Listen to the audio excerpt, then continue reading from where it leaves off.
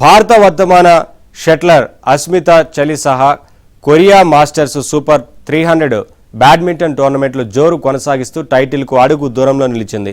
భారత్కే చెందిన రక్షిత రామ్రాజ్ను ఓడించి ఫైనల్లో ప్రవేశించింది. నిన్న హోరాహోరీగా జరిగిన మహిళల సింగిల్స్ సెమీఫైనల్లో అస్సాంకు చెందిన అస్మిత 21-13, 16-21, 21-13తో రక్షితపై గెలిచింది. తద్వారా తొలిసారి badminton world federation tour singles ఫైనల్కు చేరింది.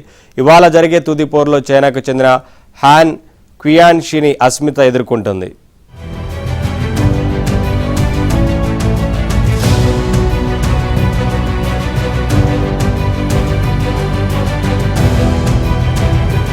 ప్రవేశించింది. నిన్న హోరాహోరీగా జరిగిన మహిళల సింగిల్స్ సెమీఫైనల్లో అస్సాంకు చెందిన అస్మిత 21-13, 16-21, 21-13తో రక్షితపై గెలిచింది. తద్వారా తొలిసారి badminton world federation tour singles ఫైనల్కు చేరింది.